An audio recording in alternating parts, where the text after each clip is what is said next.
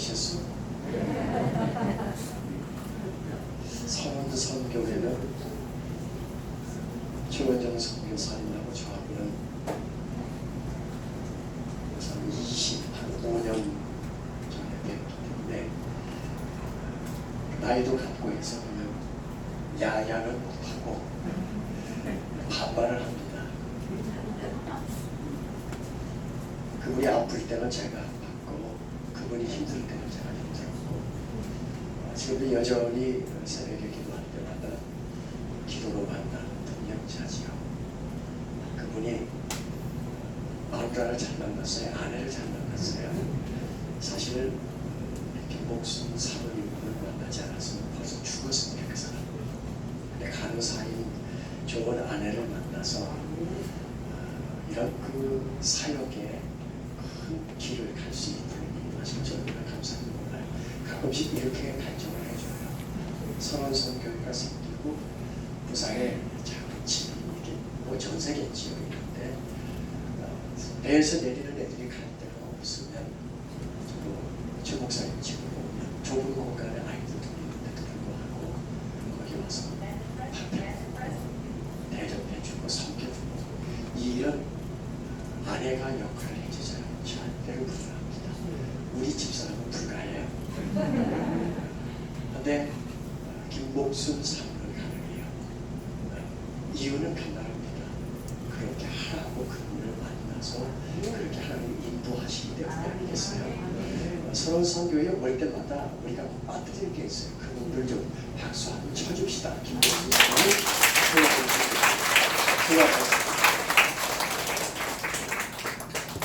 그렇다고 제 아내가 오늘 제가 여기 올 때 그냥 아내는 아닙니다.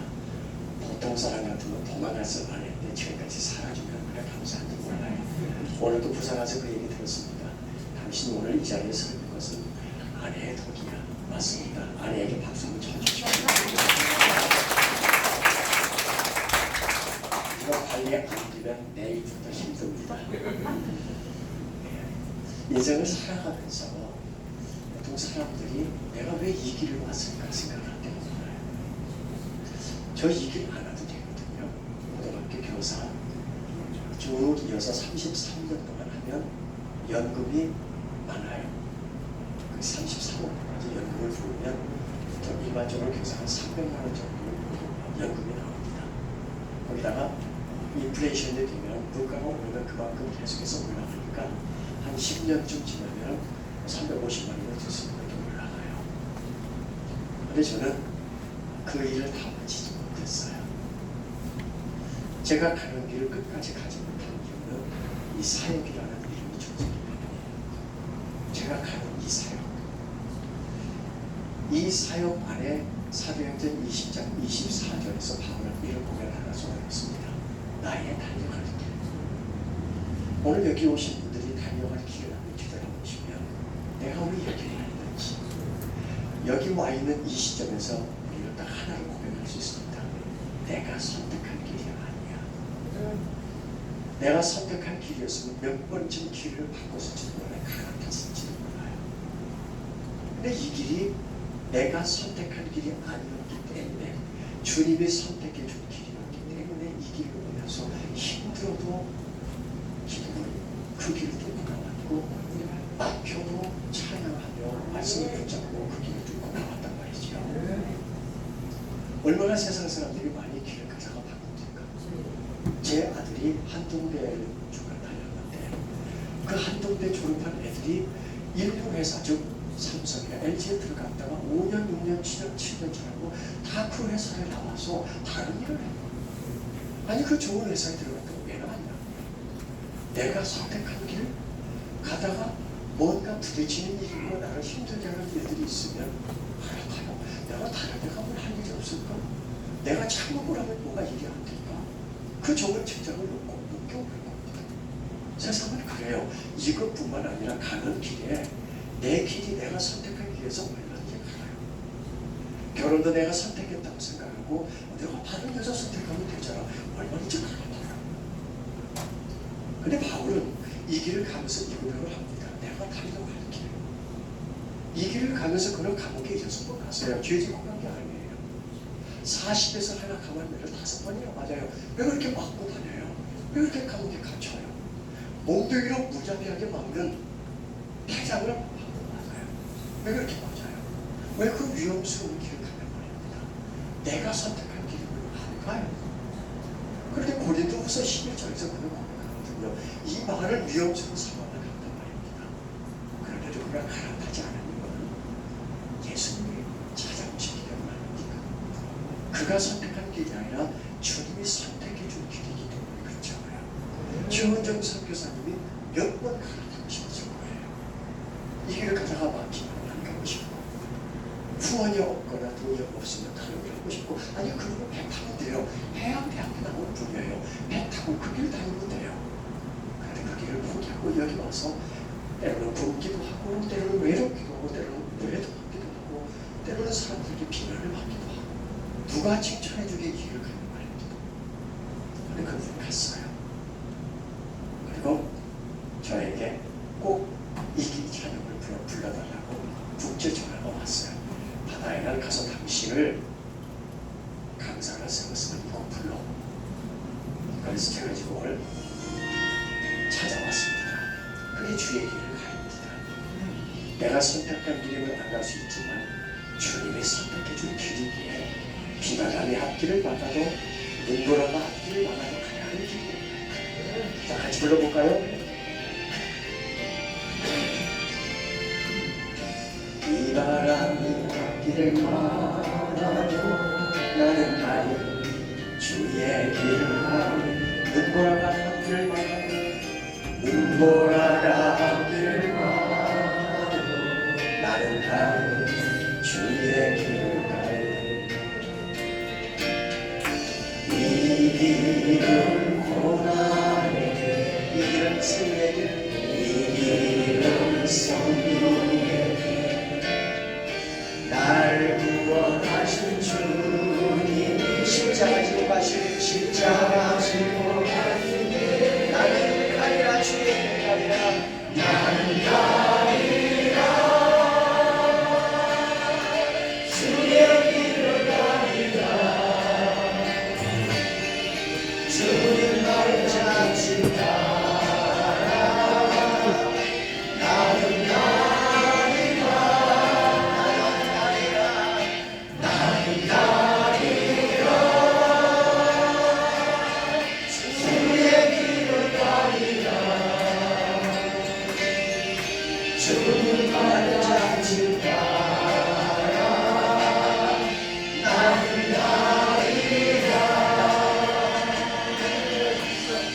때로 이 길을 가다 보면 눈보라가 비바람이 앞을 가로막을 때가 여러분에게도 있을 거예요.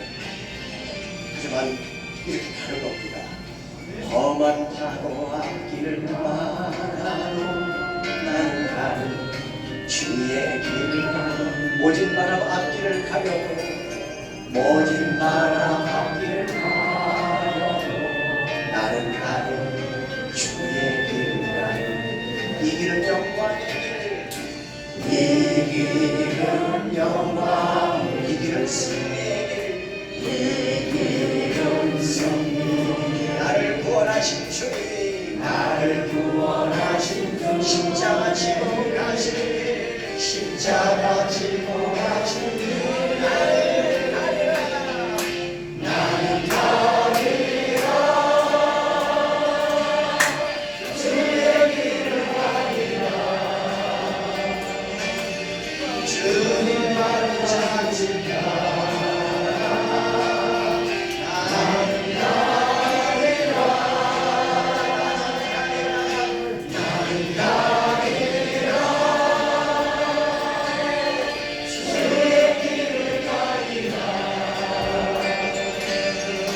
주님 말을 찾으라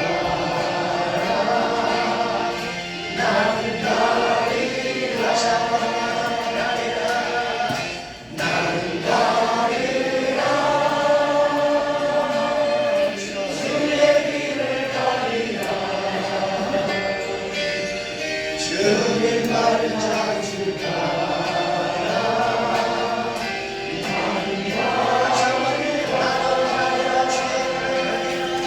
나는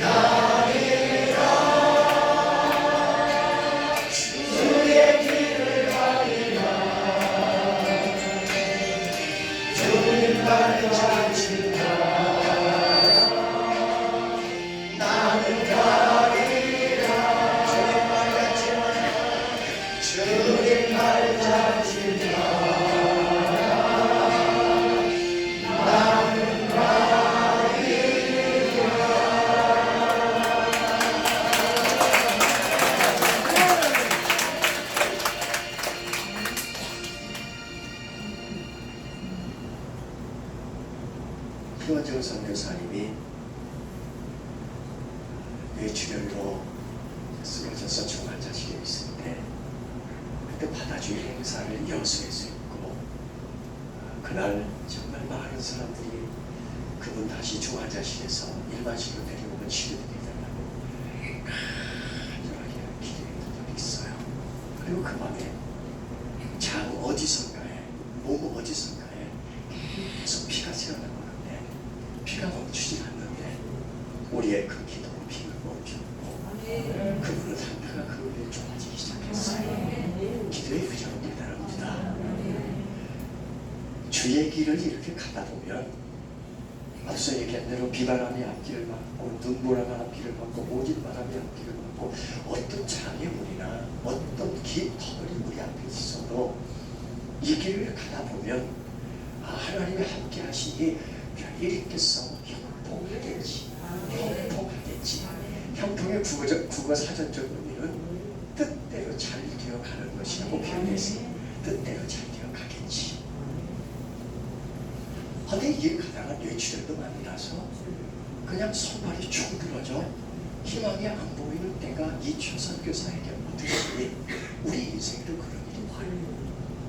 우리가 한 번도 생각해 볼 적이 없는 인생의 환난과 시련의 역경이 와요. 주의 길을 가다. 제가 40년 이 길을 가면서 낮에는 학생들을 가르치고 저녁에는 집회하고 잠 4시간, 5시간씩 자면서 가는 이 길이 제정신이 아닌 사람이에요. 그러니 아내는 이 주의 길을 가기 이전에 이미 우리는 이혼의 위기라는 상황을 만났어요. 그만 살자. 사실 이 곡이 태어나게 된 것은 그 상황 때문에 만들어진 거예요. 알고나 보세요. 남의 집은 지금 깨질 위기가 되고 건강이 무너져서 면역체계가 다 깨져서 지금 죽음의 위기까지 가 있는 상황에서 만들어진 곡이 주의 길을 가는 거예요. 제 인생에도 마찬가지로 인생의 어려움이 있답니다. 이것부터 밝혀야지. 이혼을 했냐고? 아닙니다. 지금 본부 이런 거 살고 있어요. 금년 1월 6일 날 저는 강남 세브란스 병원에서 전립선 암 선고를 받습니다. 어디까지 어떻게 전이 됐는지에 대해서는 아직 모릅니다. 그냥 암입니다. 남성들은 꼭 명심해야 될 것이 암 중에서 가장 전이가 빠른 암이 전립선입니다. 방광이나 척추가 바로 인접되어 있는데 가장 전이가 빠르기 때문에 이거 걸려서 발병이 늦게 돼서 걸렸다 하면 이건 질납병 3 아니면 아주 고생하다가 죽는. 그래서 빨리 관심을 가져야 돼요. 아무 생각 없이 사는 것 같지만 저는 이 병이 일으켜 오리라고 한 번도 예측한 적이 없어요. 그리고 우리는 이런 암 선고를 받으면 누구나 똑같은 질문을 합니다. 왜 하필 내가? 그 말하는 사람 중에 왜 내가? 왜 내가? 왜라는 용어는 누구나 다 쓸 수 있는 용어지만 꼭 하나님한테는 써서는 안 되는 용어가 왜예요? 왜 내가 이 길을 가야 합니까? 왜 내가 여기에서 이렇게 해야 합니까? 왜 내가 병이 걸려야 합니까? 아니 감히 누구에게 하나님에게를 묻지 말아야 할 왜? 이 말을 제가 사역 중에도 수많은 곳에서 왜라는 용어를 쓰지 말라고 했는데 제가 의사 앞에서 아닌데요 소리를 들었을 때 아니 왜요?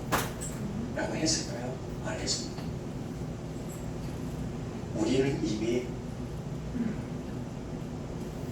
조직 검사를 하고 일주일의 텀에 저녁 예배를 드리면서 아내와 함께 이런 기도를 했습니다. 하나님, 만약에 암이라면 조기 발견이 되게 해주셔서 치료할 방법을 주시고 좋은 의사를 만나게 해주시고 치료되어서 건강한 몸이 되게 해주세요. 암이라는 것이 만약에 맞다면 그 기도를 미리 했기 때문에 암입니다. 그런데 옳게 왔구나. 우리 기도했잖아. 기도를 미리 했어요. 아니었으면 더 좋겠지만 암이라는 거예요. 그리고 우리는 기가 막히게 그 암이 어느 곳에도 전이되지 않은 상태를 만났다.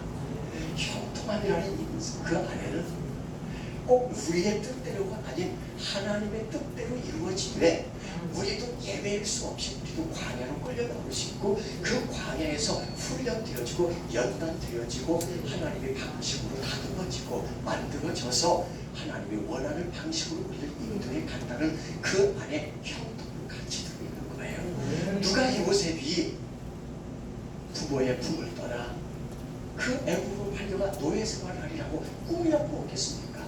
한 번도 생각해 본 적이 없는 것입니다. 거기에 가면서 그 분노와 울분과 억울함과 이루 말할 수 없는 탄식과 이런 것들이 그 안에 가득 차 있겠지만은 그러나 그 삶 안에 하나님은 한 용어를 주잖아요.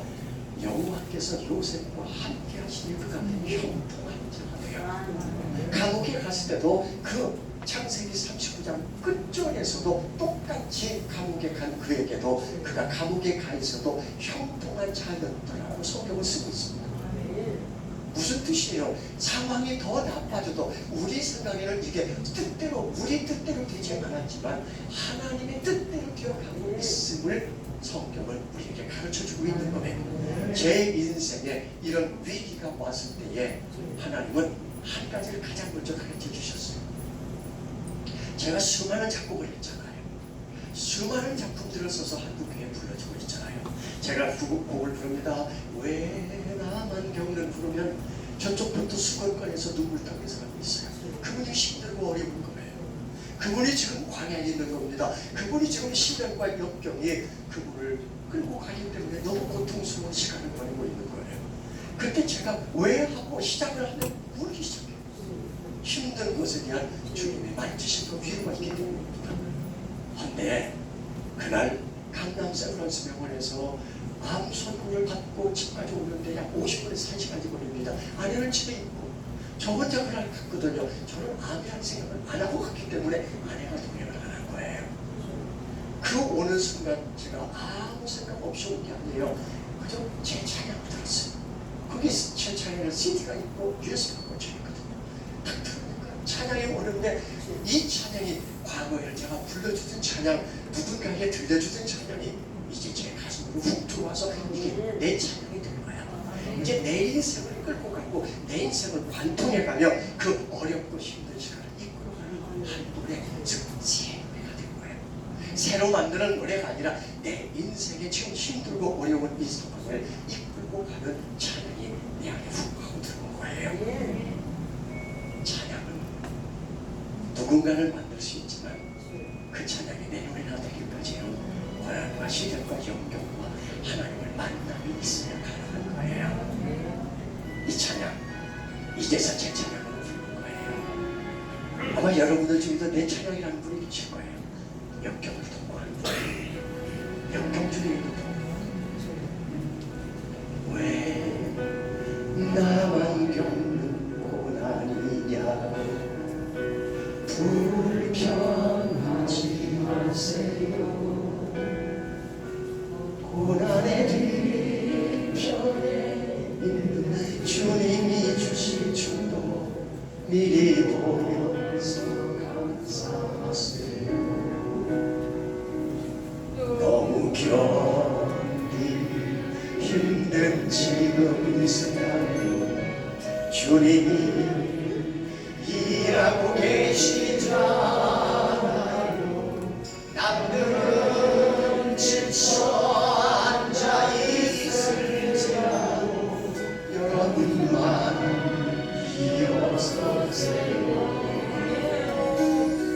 힘을 내세요. 힘을 내세요. 주님이 손잡고 계시잖아요.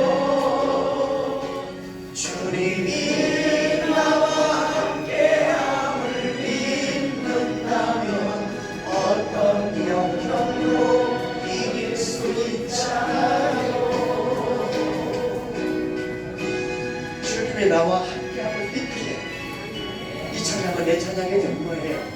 세상 사람들은 절대로 왜라는 말에다가 이유를 다른 이유를 대요. 근데 우리는 말합니다. 주님이 나를 만들어 새 사람으로 만들어서 새롭게 하기 위해서 고난을 줬다. 왜 이런 슬픔 찾아왔는지 원망하지 마세요. 당신이 이런 것보다 주님께 받은 은혜 더 많이 감사하세요.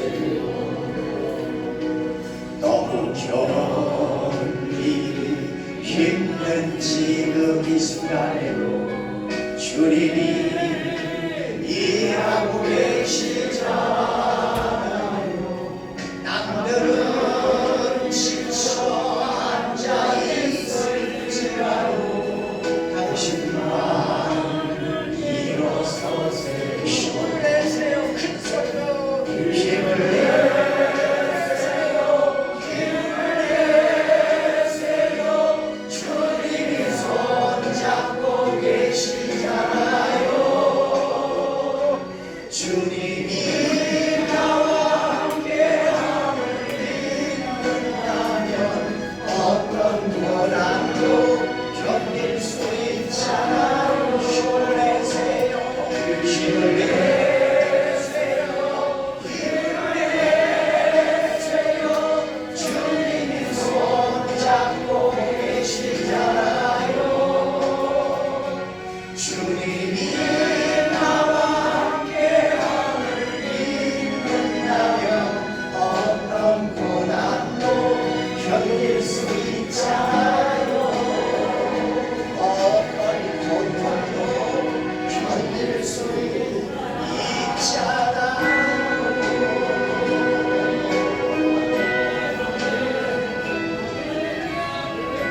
힘을 내십시오. 힘내라고 합시다.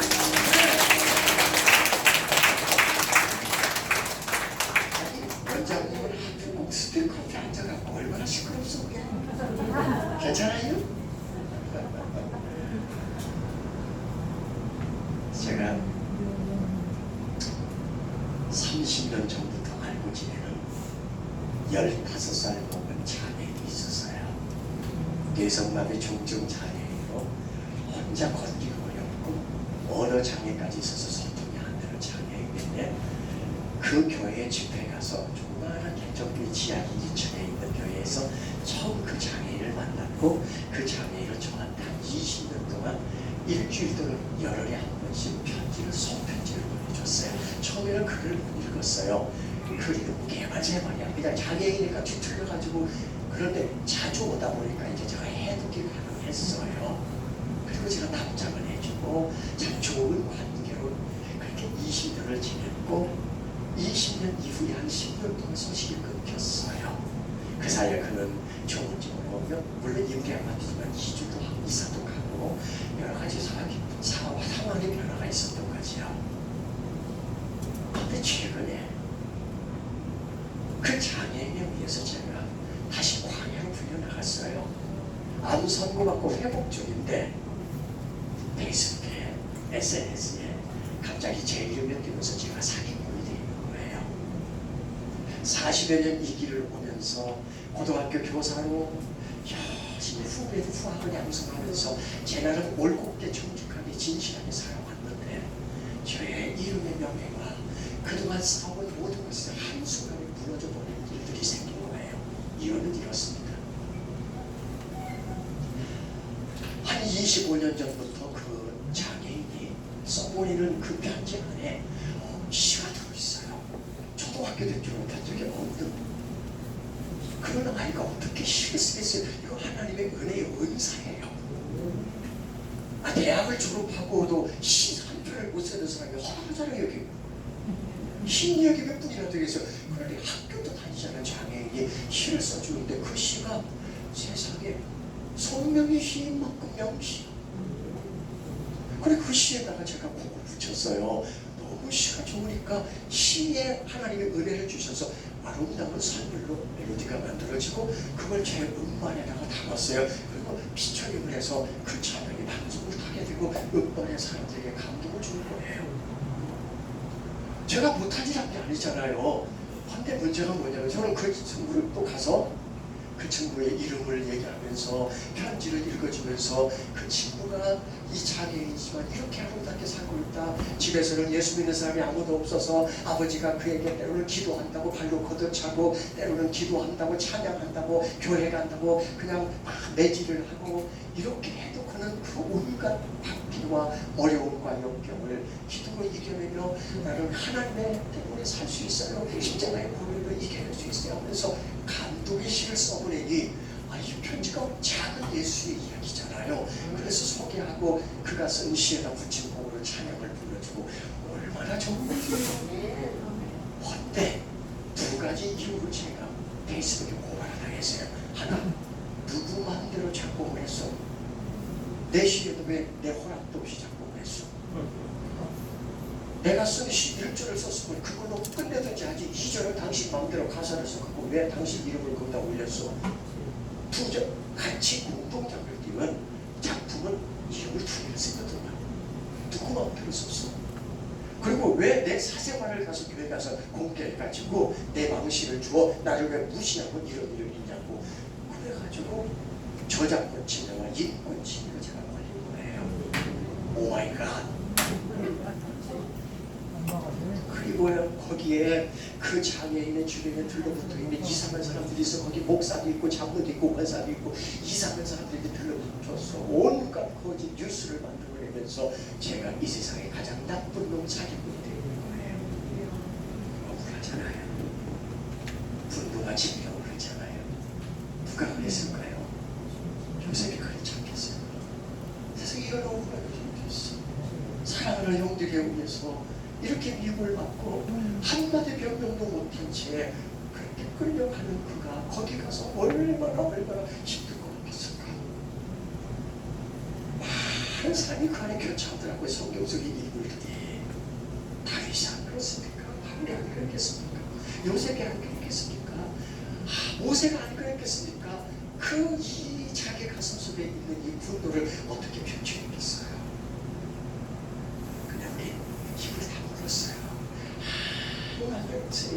사과만 7번 했어요. 사과.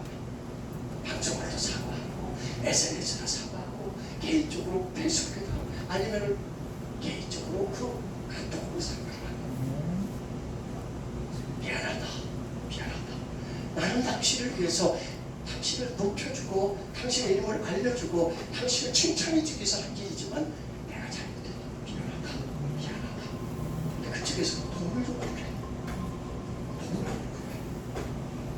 그리고 이것을 민법으로 형사법으로 가지고 들어가겠다.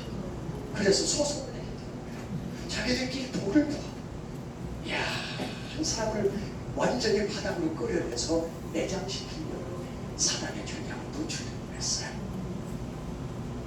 네, 여러분, 우리는 이런 상황에서 하나님에게 맡길 수밖에 없어요. 성경의 인물들에게서 꼭 나타나는 현상이 있습니다. 그게 반전입니다. 반전은 하나님이 즐겨 쓰는 거지만 하나님이 즐겨 쓰는 그 반전 안에는 반드시 역경과 시련과 환난과 고난과 같이 가요. 반전이 어느 날 좋은 것이 더 반전도 일어나겠지만 나쁜 상황, 벼랑 끝에 선 상황에서 반전이 일어나거든요. 그 사건에서 반전은 뭐냐면 적군이 아군이 되게 만든 거야. 이게 하나님의 반전이에요. 그 꼭대기에서 저를 꺾어내리려고 하는 사람이 어느 날 쟁패질에서 그분이 다 합의해 주고 가는 거예요. 그분이 저쪽 편에서 가를 유다라고 욕을 먹는 거야. 이게 하나님의 반전이에요. 여기서 반전은 아직 끝나지 않았어요. 저를 하나님이 어디다가 어떻게 데려다 쓸지. 이제 제가 70이 넘었는데 70이 넘은 인생 이후에 하나님이 뭘 어떻게 쓰려고 저를 준비시키려고 이렇게 광야에 가서 화라락 발거지로 많은 몸을 만들어놨는지 저는 이해가 안 되지만 하나님은 지금 창세기 39장 2절에 쓰는 그대로 여호와께서 손길이와 함께 하시니 그가 형통하더라고요. 지금은 모르지만 이후에 그 이후의 반전이 기대됩니다. 그래요. 인생의 반전도 있는데 저는 이번에 이 광야를 만나면서 이 두 가지의 광야에서 하나를 묻게 됩니다. 우린 이미 다 구원받은 사람들이에요. 마지막으로 아멘. 십자가의 보혈로 우리의 죄를 다 사함 받았습니다. 그렇다면 우리는 죄의 심판이 끝난 사람들이에요. 근데 우리에게는 하나의 심판이 더 있어요. 상의 심판이 남아 있습니다. 상의 심판.